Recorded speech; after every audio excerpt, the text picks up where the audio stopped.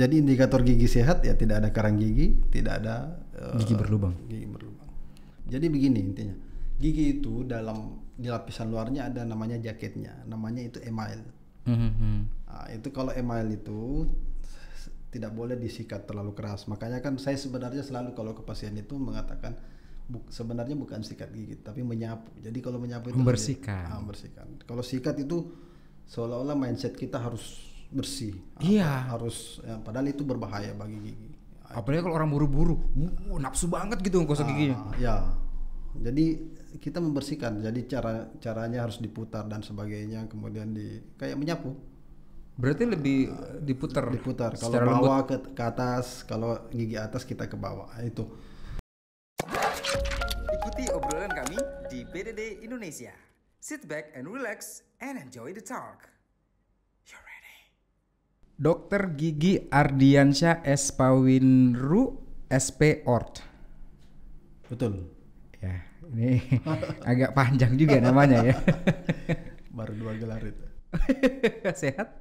Alhamdulillah. Alamin. Ini dokter gigi spesialis ortodonti. Ya. Dan juga sekaligus dosen FKG Unhas. Betul. Ya, ini banyak banget yang kita harus baca ya. Ketua Masika ICMI Sulawesi Selatan, kemudian sekretaris PDGI Sulselbar, dan juga sebagai tenaga ahli tim gubernur untuk percepatan pembangunan. Betul. Ada lagi nggak sih yang belum disebutin? Ada beberapa, cuman itu aja yang penting kayaknya sekarang. Saya panggilnya lebih enak apa nih? Kak. Oh, dipanggil Kak, bukan Dok. Biasanya kalau dokter kan Dok. Kak aja. Ini kan bukan lagi praktek. Kalau lagi praktek boleh. atau mahasiswa kan? Nah, atau habis dari sini mungkin kita langsung praktek. Bawa alat di mobil. Enggak. Enggak lah ya. Libur hari ini. Ya. Oke, baik. Ya, saya pengen membahas masalah dokter giginya dulu dong. Kita berbicara masalah gigi nih. Apa? Ya kan, gigi yang sehat itu seperti apa harusnya? Ya kalau gigi sehat yang pertama indikatornya adalah tidak ada karies, tidak ada gigi berlubang. Itu sehat berarti. Oh, saya tidak sehat berarti. Ya kalau ada gigi berlubang berarti sudah pasti itu kurang sehat. Ya, artinya ada soal di cara pembersihan atau ada soal di gigi yang miring-miring ya, gigi miring-miring karena kalau miring-miring itu selalu makanan menyangkut. Faktornya gimana? Itu apa tuh biasanya? Indikatornya sehingga gigi agak miring? Biasa berjejal. Kalau gigi berjejal itu selalu ada makanan yang susah dibersihkan sehingga mudah terjadi gigi berlubang atau banyak kalkulus, karang gigi. Karang gigi. Ya. Ketiga biasanya juga faktor kongenital. Jadi sejak lahir memang giginya tidak bagus. Itu jadi airnya, makanannya. Kalau faktor lingkungan juga mempengaruhi. Itu juga faktor lingkungan, kayak di Kalimantan itu airnya kurang fluor, jadi banyak karies orang-orang di sana, banyak gigi berlubang di sana. Itu. Jadi indikator gigi sehat ya tidak ada karang gigi, tidak ada gigi berlubang. Gigi berlubang. Terus kalau misalnya gosok giginya itu harus berapa kali yang sebaiknya gitu loh? Sebaiknya 2 kali minimal. Minimal 2 kali sehari. Sebelum tidur dan setelah makan. Sebelum tidur, ya, dan setelah makan pagi. Oh, setelah makan pagi saja? Ya, setelah makan. Setelah makan siang? Boleh ditambah, tapi tidak boleh terlalu sering. Nah itu dia. Ini kalau kita keseringan gosok gigi gimana jadinya? Kan biasanya kalau misalnya orang di tempat kerja ya, mungkin karena pengen mulutnya selalu segar, akhirnya gosok gigi terus deh. Ya, intinya begini, minimal 2 kali itu maksimal 3 kali sebenarnya. Oh, jadi maksimal 3 kali. 2-3 kali sehari. Tidak boleh karena sikat gigi itu sebenarnya fungsinya adalah membersihkan. Jadi membersihkan gigi. Yang kedua, dia tidak boleh terlalu sering dan tidak boleh juga terlalu keras. Karena kalau terlalu sering, terlalu keras, justru itu akan mengikis gigi. Jadi memang indikatornya 2-3 kali saja. Kenapa setelah habis makan pagi? Ya, karena setelah itu habis makan pagi itu sikat gigi baru kita pergi ke kantor. Jadi makanan tidak ada yang tersisa di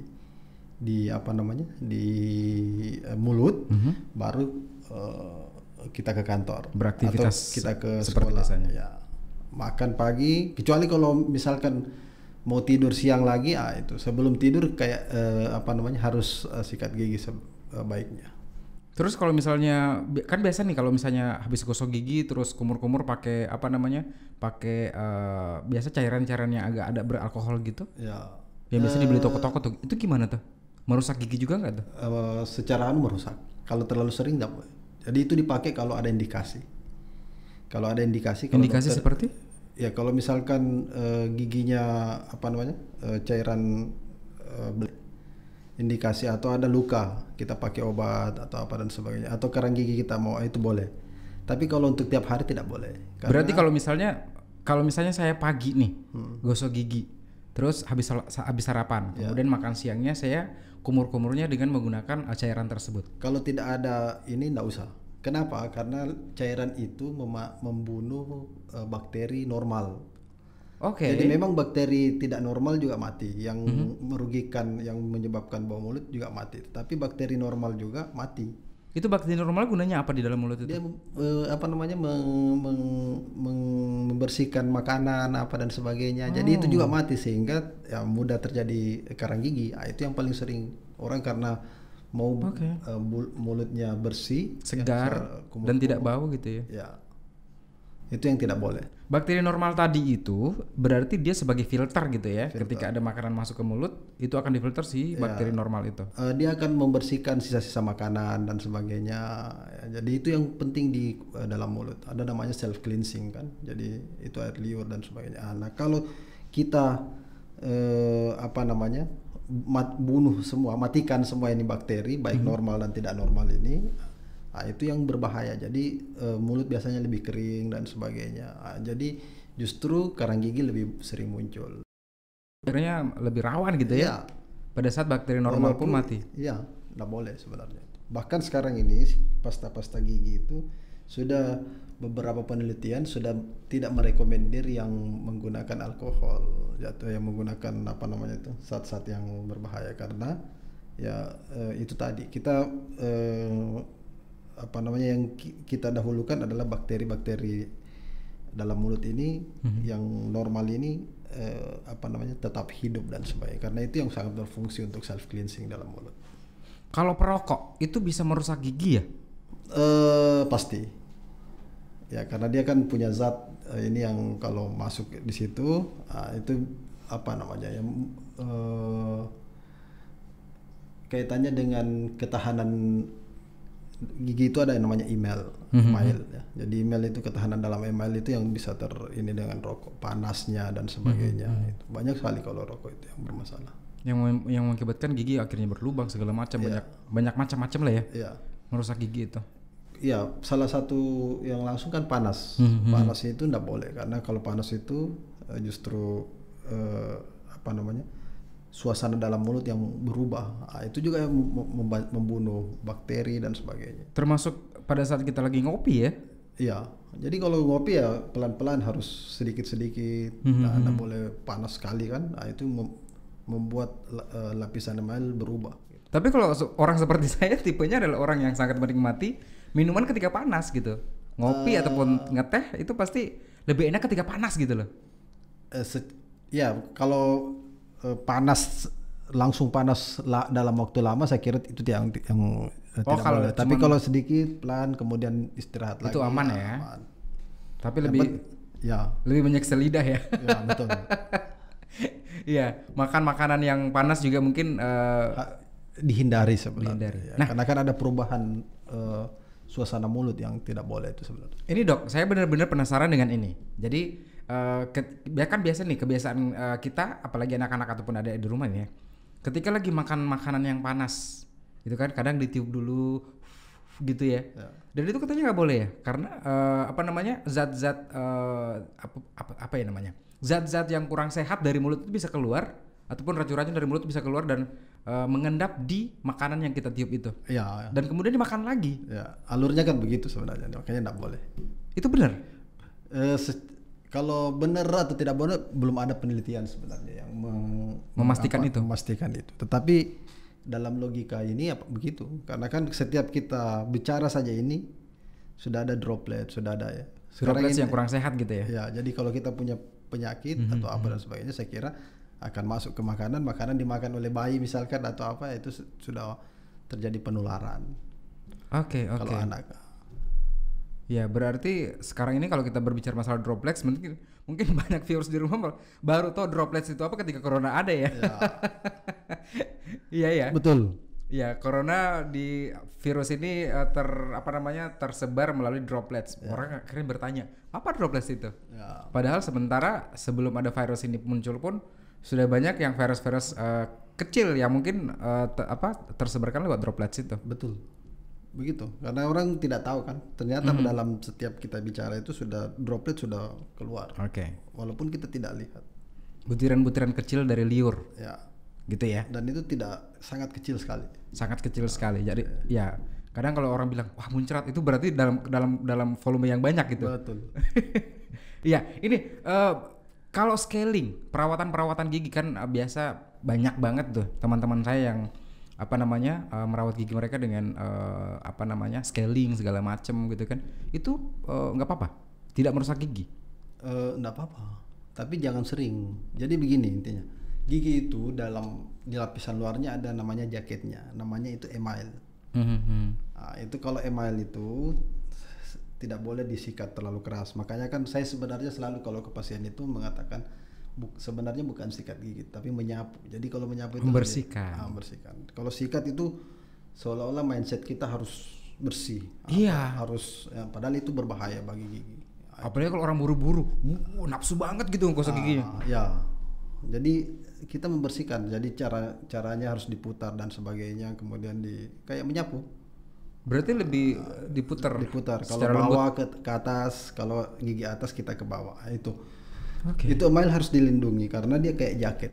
Kalau dia bocor, nah itu yang bisa menyebabkan sakit. Atau dia terkikis menyebabkan ngilu, kena air dan sebagainya. Dan harus kalau semakin sering, karena kan gusi dia akan terkikis juga kalau terlalu keras. Nah, ini kesehatan gusi juga. Nah sama dengan karang gigi. Kalau karang gigi tidak terlalu sering, karena pada saat kita scaling itu karang gigi email itu adalah terkikis. Makanya tidak boleh. Biasanya kita instruksikan 6 bulan baru bisa lagi. Kalau orang yang banyak karang giginya 6 bulan. Oh ya dok, saya pengen ajak teman-teman di rumah viewers PDD ini nanti dok kakak ya, saya panggil kakak. Ya nanti kalau misalnya Kak Ardiansyah misalnya ada waktu bisa cek di Instagram di YouTube kita ini, nanti dilihat. Saya minta viewers PDD di rumah untuk bisa langsung bertanya di kolom komentar, gitu kan? Nanti akan dijawab langsung oleh seorang dokter gigi yang sudah sangat tahu itu, gitu ya jawabannya. Iya, saya ingin sedikit ini bahwa saya sebenarnya spesialis orto. Orto itu behel. Oke. Nah, jadi saya sekarang ini memang konsen full untuk merawat gigi miring saja, gigi keroding atau yang untuk behel aja. Jadi memperbaiki gigitan.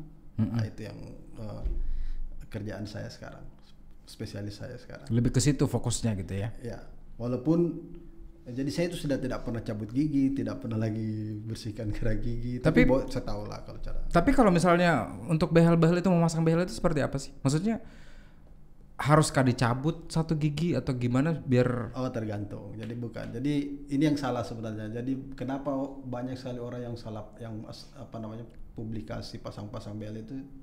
Behel itu bukan simsalabim.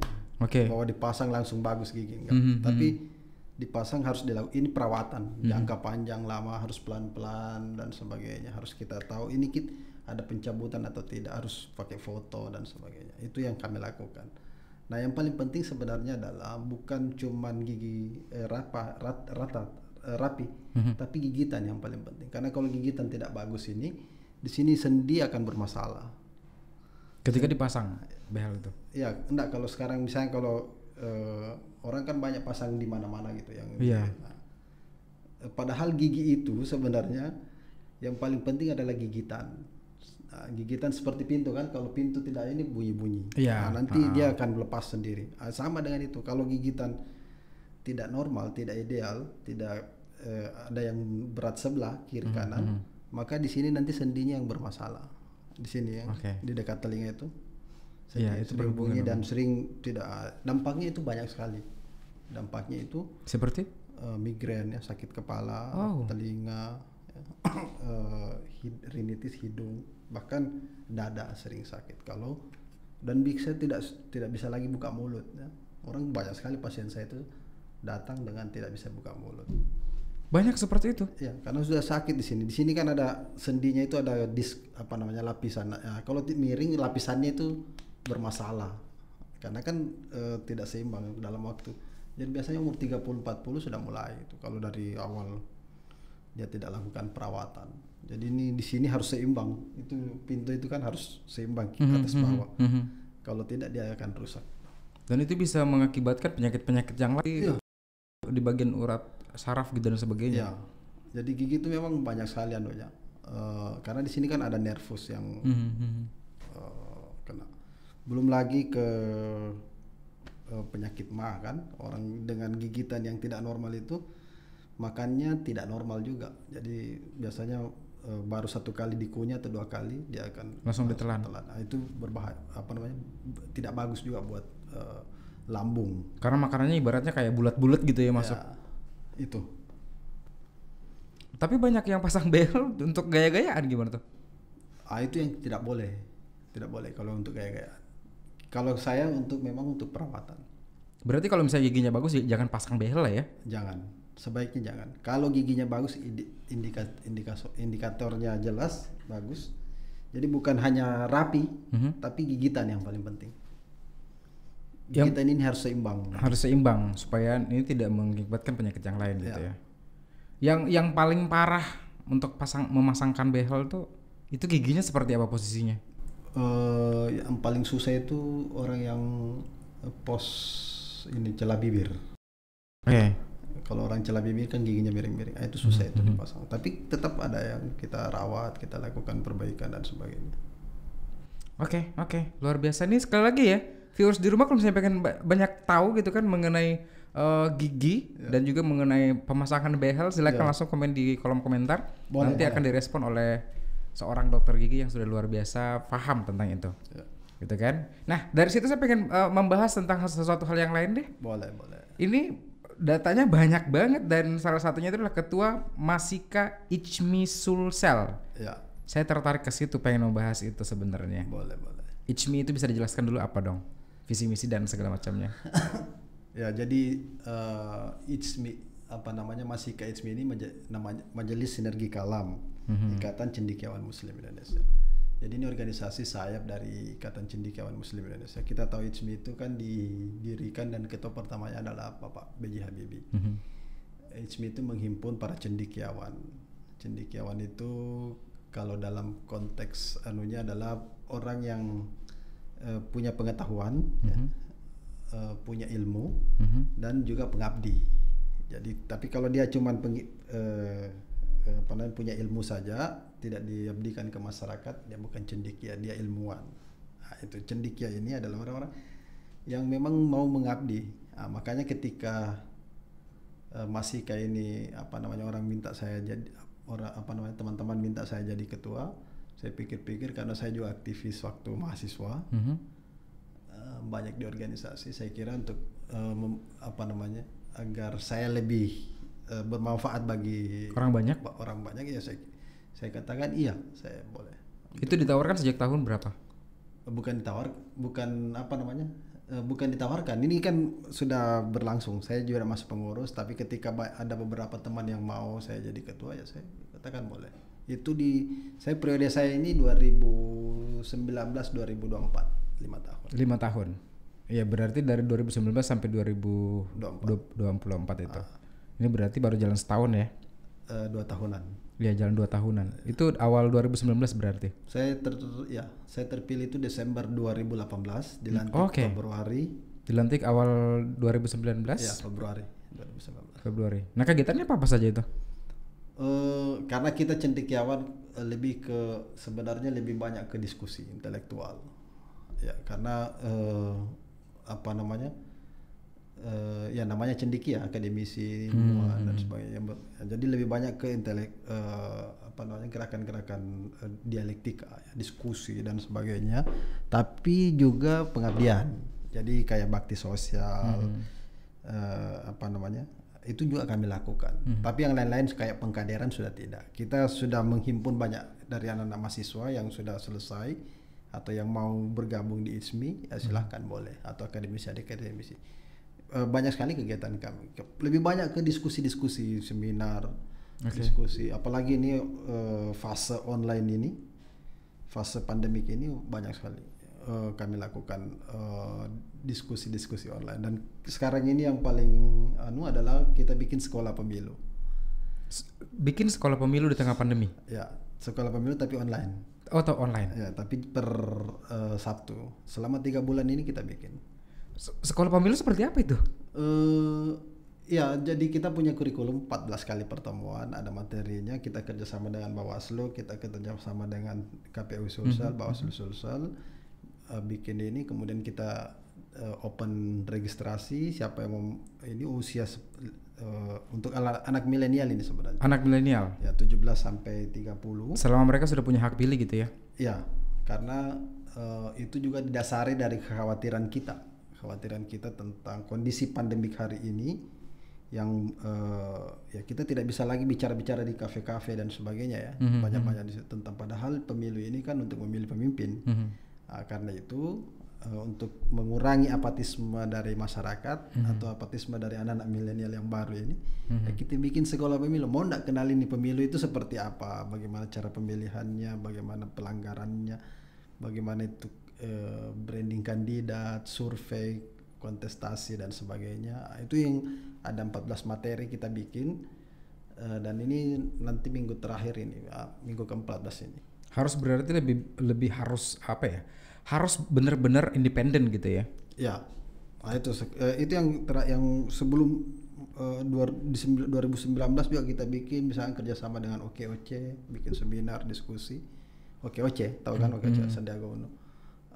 OKOC, kemudian kita bikin diskusi untuk para anak-anak muda yang mau bergerak di UMKM yang kayak begitu. Kita datangkan Sandiaga Uno bicara dan melalui daring, beri masukan buat anak-anak muda Sulsel, kita bikin.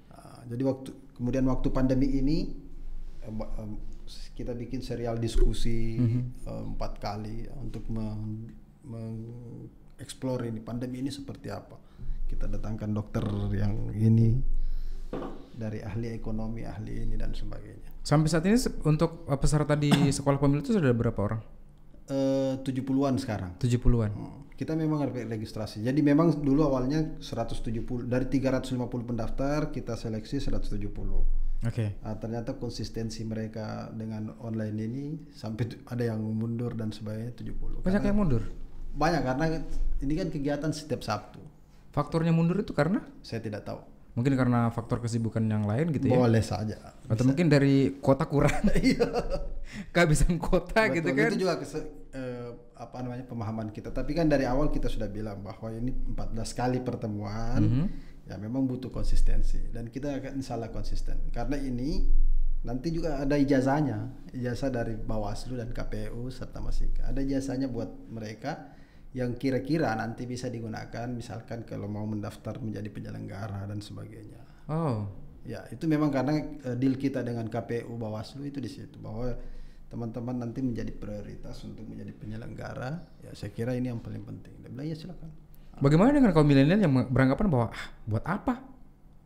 Tidak apa-apa. Jadi memang kan dialektika seperti itu. Ini kan kita hanya ingin mengantar anak-anak, teman-teman adik-adik milenial ini untuk mengetahui sedikit tentang bagaimana sih pemilu itu, bagaimana itu perhitungan dan rekapitulasi suara, bagaimana itu orang mencoblos nanti, bagaimana orang branding kandidat, bagaimana itu politisasi ASN, pelanggarannya, money politik itu seperti apa hukumnya dan sebagainya. Ini kita ajar di situ semua, kita dalam format diskusi. Nah ini kalau misalnya berbicara masalah pemilu dan di tengah kepada kaum milenial gitu kan rata-rata sekarang ini kan ya milenial cuman oke, saya suka dia, saya pilih dia, udah selesai gitu kan.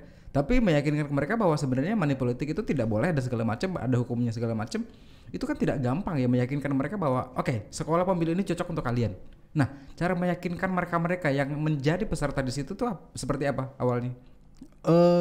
Ya intinya yang pertama sekolah pemilu ini kita kemas dengan pemateri-pemateri yang cukup handal dan terkenal bahkan dari luar provinsi. Jadi akademisi dari UI, dari Unpad, dari apa dan sebagainya kita panggil karena pola relasi saja, sehingga mereka betul-betul memahami jadi bukan misalkan tentang money politik, bukan hanya dari Bawaslu yang menjadi pemateri akademisi dari ini dan sebagainya, sehingga mereka paham money politik itu tidak boleh memang.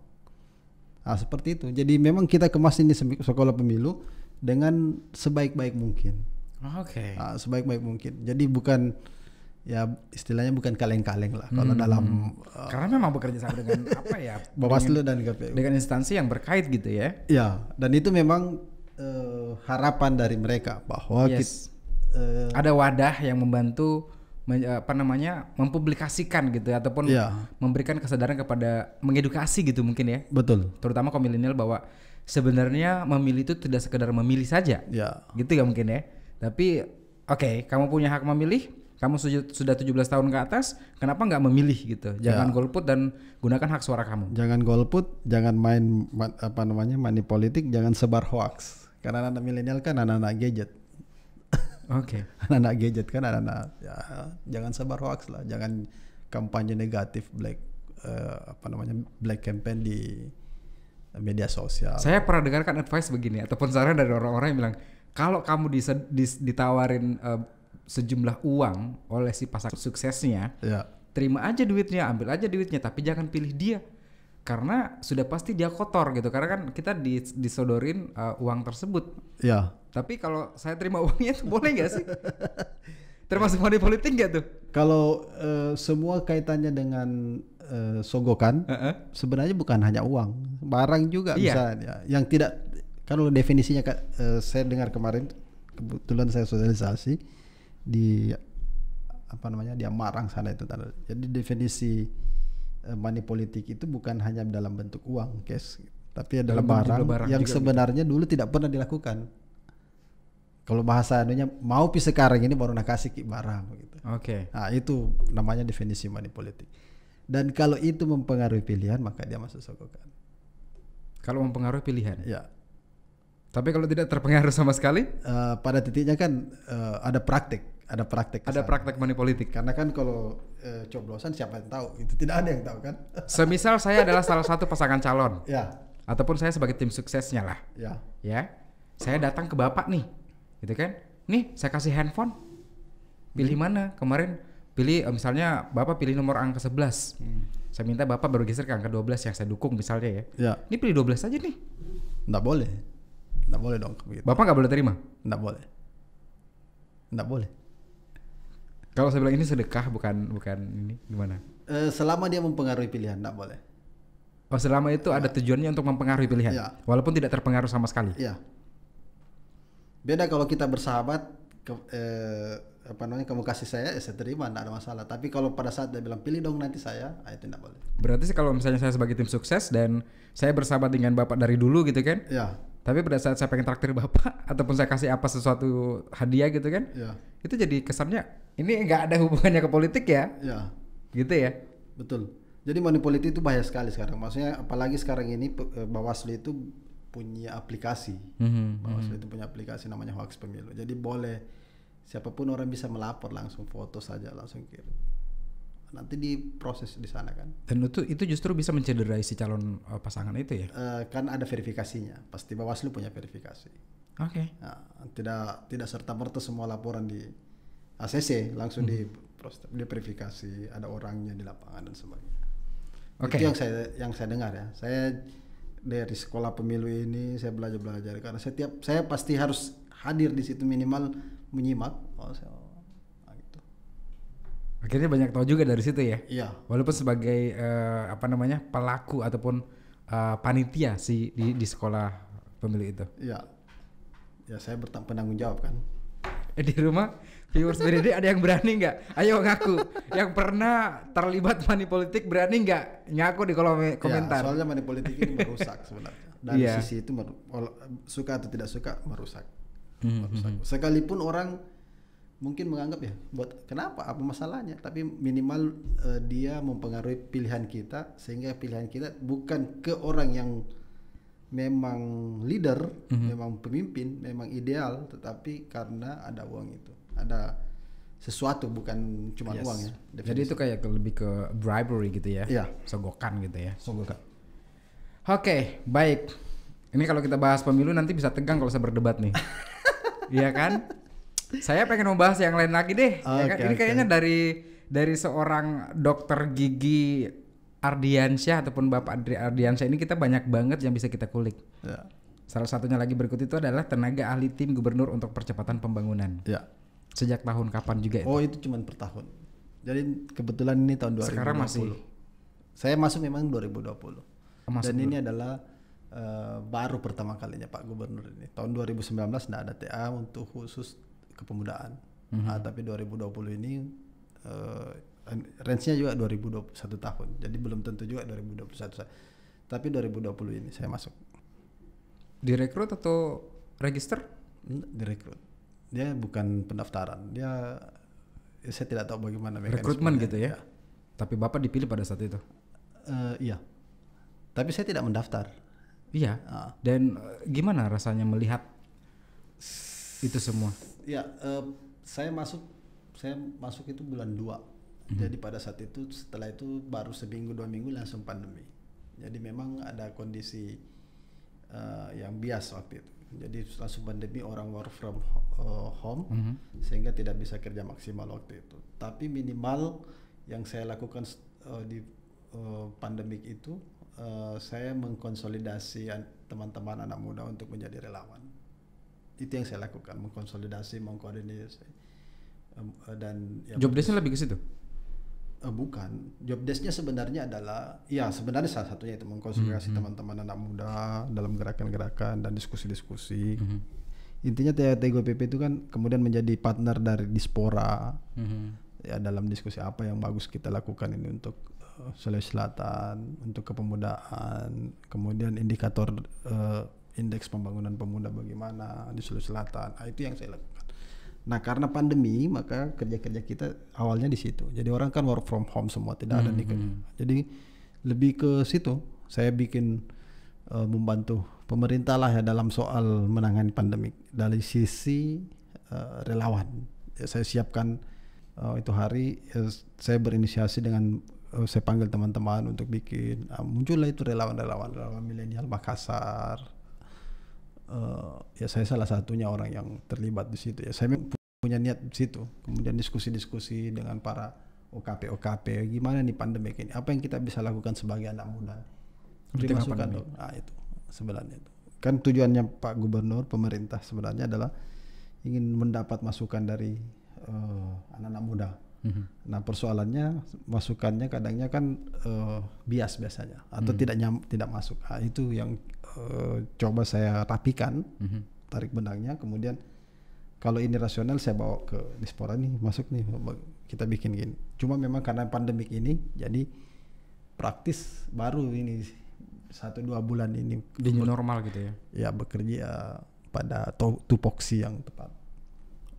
Kemarin selama pandemik awal itu gimana? Work from home? Ya work from home ya pagi ya diskusi-diskusi paling tetap produktif ya? Tetap. Ya apa namanya? Rapatnya juga online. Jadi kasih masukan, kan kita memang media apa namanya partner dari Dispora sebenarnya untuk menjembatani apa namanya Dispora dengan masyarakat dan ke Pak Gubernur. Jadi kita kasih masukan ini seperti ini bagus yang dilakukan untuk anak muda, untuk agak itu seperti itu. Secara personal kalau Bapak Ardiansyah melihat ini perkembangan pembangunan di Makassar, kalau menurut saya pribadi sudah sangat pesat sekali ya. Pesat. Saya kira semua orang punya tafsir ya. Tetapi menurut saya apa yang dilakukan oleh Pak Gubernur ini sekarang sudah maksimal lah. Menurut saya apa yang tidak ya tentu ada biasnya, tentu ada juga hal yang orang tidak suka. Pro kontra lah ya. Pro kontra, tapi itu biasa. Dialektika dalam demokrasi itu biasa. Sekarang ini saya kira kita bisa lihat lah ya, bagaimana Toraja, bagaimana Selayar itu dibangun, bagaimana Makassar titik 3 ini jalan cepat apa namanya, jalan lingkar itu, bandara dibangun dan sebagainya, itu bagian dari pembangunan, komitmen dari Bapak Gubernur untuk membangun. Kemudian ada kepemudaan ini juga, itu bagian dari komitmen Gubernur sebenarnya untuk mengkonsolidasi mendiskusikan Sulawesi Selatan itu dari perspektif pemuda. Saya pribadi terus terang berharap ini yang duduk di depan saya berikutnya adalah Pak Gubernur Sulawesi Selatan sebenarnya. Tolonglah Pak, dipertimbangkan ya Bapak ya. Untuk bisa hadir, kita minta waktu, kita ngobrol-ngobrol. Saya terus terang dengan beliau juga sudah pernah ngobrol dengan Pak Gubernur Sulawesi Selatan saat ini. Dan tapi ngobrol di depan saya duduk di sini untuk nge-podcast belum, gitu. Karena sangat sibuk sekali. Yang diurusin Sulawesi Selatan loh, bukan Makassar saja, bukan Bantaeng saja gitu kan. Betul. Tapi Sulawesi Selatan yang diurusin. Dan sebenarnya kami personally sudah sangat-sangat menantikan waktu beliau untuk bisa hadir dan kita berbincang dengan itu mengenai pembangunan yang ada di Sulawesi Selatan. Betul. Dan juga plan kedepannya untuk sisa tahun jabatan ke depan, dan mungkin bisa jadi kita nggak tahu ya kedepannya akan seperti apa gitu kan ya. Bisa jadi saja bisa lanjut sampai periode berikutnya. Betul. Untuk bisa menyambung plan-plan perkembangan pembangunan di Sulawesi Selatan. Betul. Tapi setidaknya sudah ada Bapak yang hadir bercerita mengenai perkembangan pembangunan yang ya everybody can know lah, everybody can see. Ya kan, sekarang sudah, saya terus terang takjub dengan jalan layang sekarang tuh yang sudah panjang gitu kan ya, di jalan Veterani itu di Makassar. Belum lagi daerah-daerah. Betul. Dan itu kalau nggak salah di luar target ya, karena kemarin saya dengar sekarang rumah saya di dekat situ gitu kan. Selama ada pembangunan jalan itu, saya sudah berapa kali ketinggalan pesawat di bandara. 2 atau 3 kali ya. Tapi karena melihat hasilnya wow begitu takjub sekali dan akhirnya terbayarkan. Artinya komitmen pembangunan itu tepat waktu dan sebagainya itu yang paling bagus sekarang ini.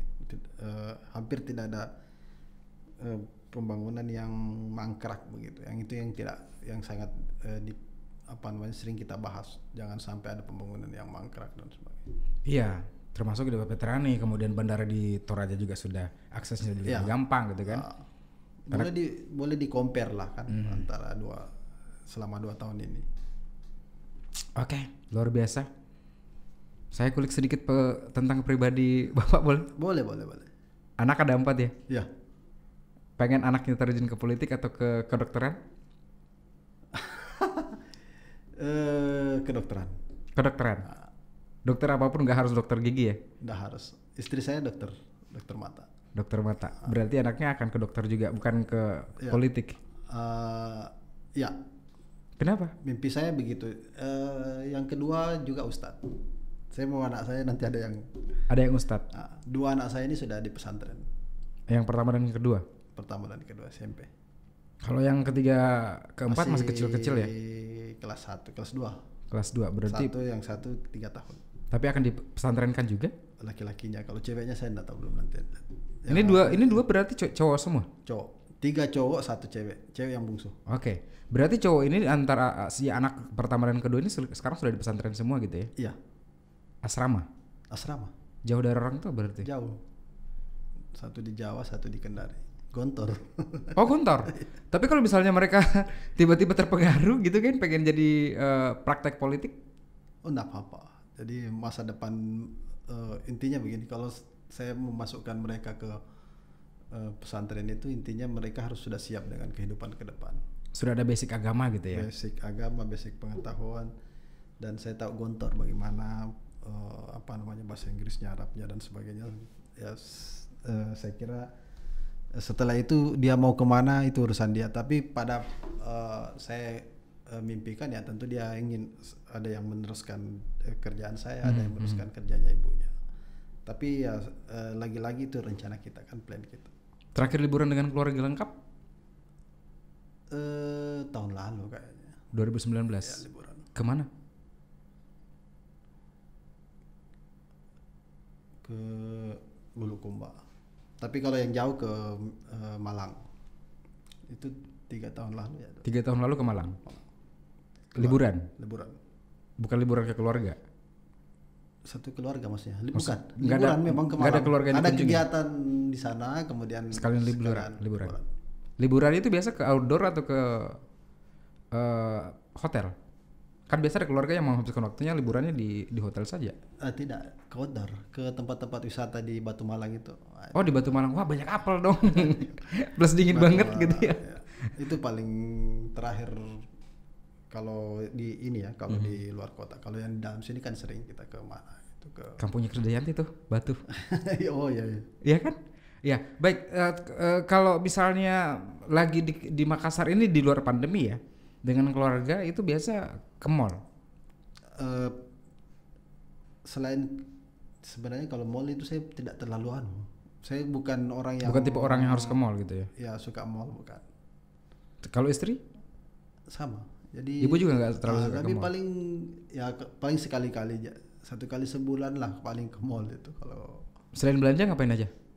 Bioskop. ya lebih sering ke bioskop sebenarnya sama istri kalau nonton. Anak-anak nggak dibawa? Justru dia kalau dia ada film-film anak-anak nih kita bawa dia. Oke. Kita ikuti dia kalau untuk film dewasa jarang. Untuk memanjakan anak-anaknya ya. Ya. Itu kalau ini. Karena kan saya cukup sibuk lah ya. Pagi praktek mengajar, malam praktek. Nah, gitu.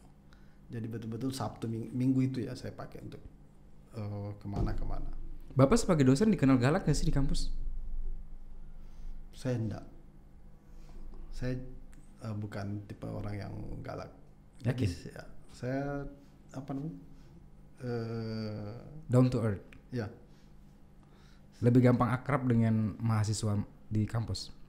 Mungkin karena saya aktivis ya. Mungkin dulu waktu saya kenal aktivis jadi aktivis ya. Jadi saya Humble, ya memang sukanya gitu kan. suka bergaul dengan mahasiswa walaupun Ya. Ke atas juga saya masih panggil kanda-kanda ke orang kan. Jadi saya juga mau adik-adik saya panggil kanda, jangan. Oke. Saya panggil Kanda kalau gitu. Kanda nyanyi dong.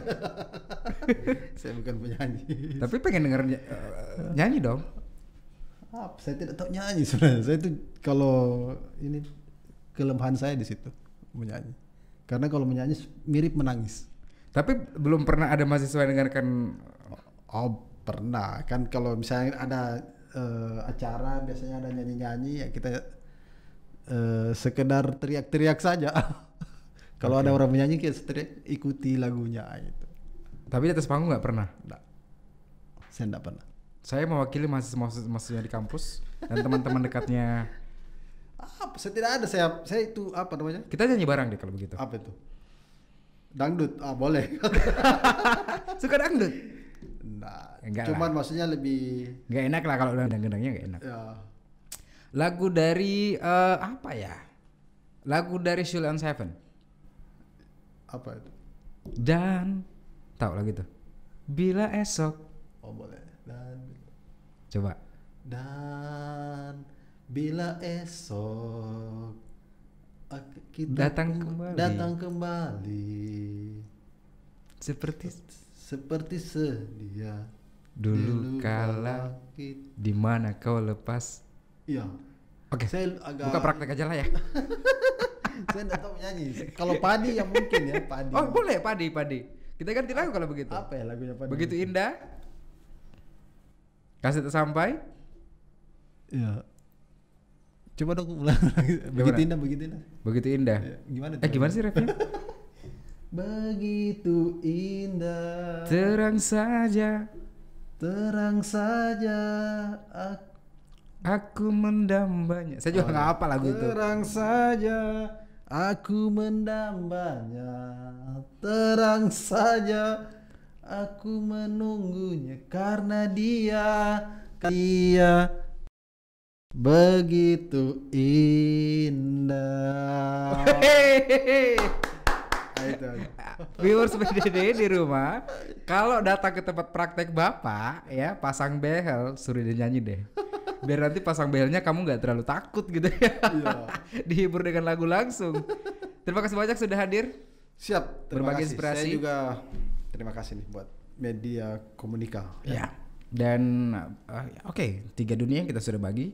Ya. termasuk personal life dari Bapak gitu yang kita coba tadi kulik gitu, walaupun tidak terlalu banyak. Mungkin kalau ada waktu datang lagi kita akan kulik lebih jauh lagi. Boleh. Ya, Pokoknya datang saya keluarga. kalau ada undangan boleh. Siap. Ya. Sebagai petugas negara sekarang kan. Betul. Yang paling penting adalah sehat.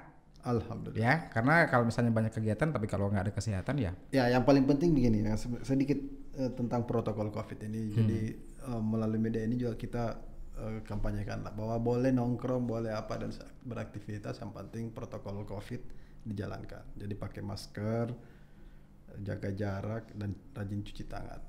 Kemudian untuk membunuh melawan virus kita tambah vitamin, imun dan olahraga yang kuat.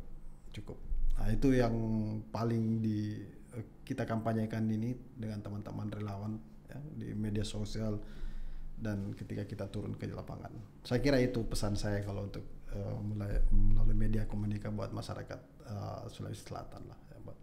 Itu saya anggap sebagai closing statement. Ya, Closing boleh. statement yang luar biasa gitu ya. Ya, karena itu kampanye kita ya, tidak boleh Ya. kita pikirkan yang bahwa COVID ini tidak ada, tidak boleh. COVID ini ada dan berbahaya. Ya. Itu yang paling penting, berbahaya kalau kita tidak protokol COVID. Kalau protokol COVID saya kira safe. Ya, mungkin virus di rumah berkatakan ini kan kita nge-podcast nggak pakai masker nih. Jarak sudah aman menurut saya pribadi. Ada masker juga tapi lagi disimpan dulu gitu kan. Dan di depan studio ini sebelum kita masuk dalam ruangan ini pun sudah disiapin hand sanitizer. Ya. Jadi semuanya lengkap. Ya. Gitu kan. Jadi viewers di rumah nggak usah khawatir bahwa BDD Indonesia podcast kita juga selalu menerapkan yang namanya protokol kesehatan. Betul. Terima kasih banyak sudah hadir sekali lagi. Boleh. Terima kasih. Ya, dan inspirasi luar biasa dari seorang dokter gigi hari ini akhirnya kita bisa banyak menimba ilmu. Terima kasih. Ya, sehat untuk Anda, inspirasi di rumah, dan kalau ada unek-unek silakan tinggalkan di kolom komentar. Inspirasi untuk Anda, BDD Indonesia, sampai jumpa.